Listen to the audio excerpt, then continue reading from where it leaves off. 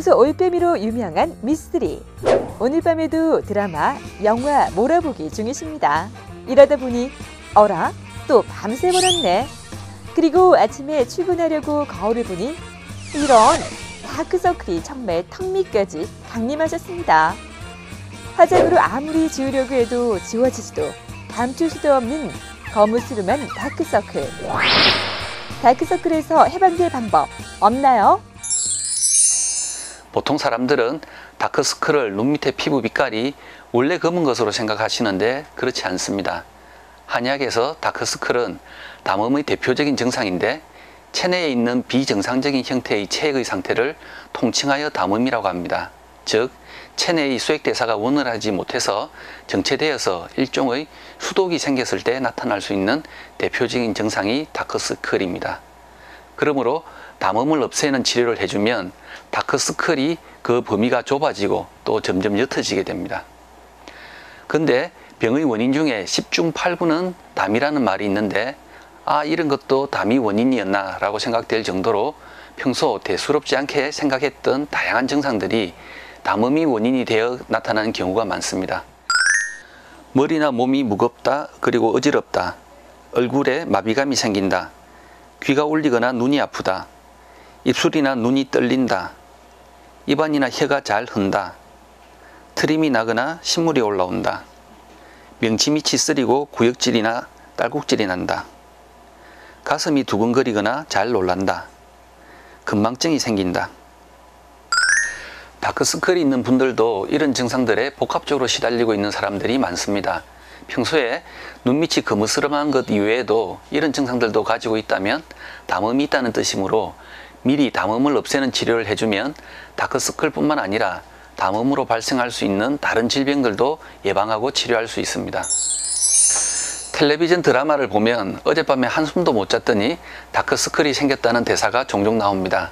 이런 대사를 들으면 고질적으로 없어지지 않는 다크서클로 고생하고 있는 사람들은 귀를 기울일 수밖에 없습니다. 하지만 이것은 잘못된 상식입니다.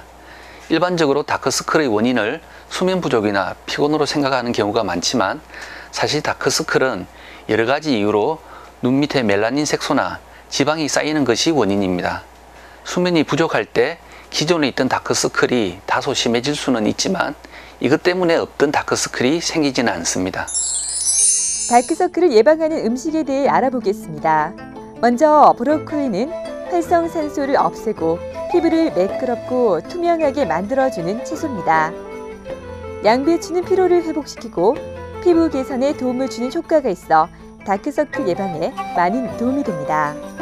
다크서클의 원인 중 하나는 비타민 A 부족인데 당근은 비타민 A가 풍부해서 원인을 제거하는 효과가 있습니다.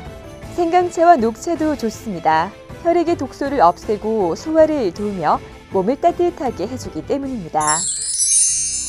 카테킨 성분이 함유된 녹차 티백은 버리지 말고 모아두었다가 눈에 올리면 다크서클이 연해지는 것을 볼 수 있습니다. 눈 주변의 지압점을 눌러주는 마사지와 손바닥을 비빈 다음 눈을 살짝 눌러주는 온열 마사지도 좋습니다.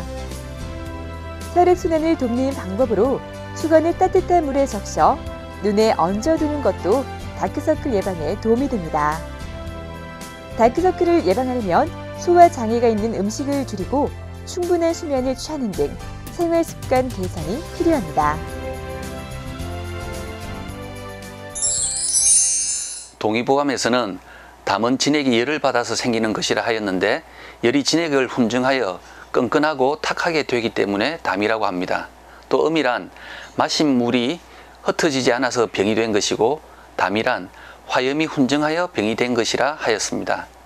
그러므로 크게는 수액대사에 관여하는 폐, 비위, 신, 심장 등과 같은 장부 기운의 이상 유무를 살펴서 보호해주는 치료를 합니다. 기본적으로는 담음은 비위에서 생기는 것이므로 치료할 때는 비위를 보호해서 섭을 말리는 것을 근본 치료로 합니다. 담음을 치료하는 핵심은 인삼, 감초로 비를 보호하고 백출, 바나로 섭을 말리며 그리고 진피, 청피로 기를 순조롭게 하고 복령, 택사로 물을 스며 나가게 하는 것인데 이와 같이 하여 담음을 없애주면 그것이 원인이 되어 나타나는 증상인 다크서클도 같이 치료될 수 있습니다.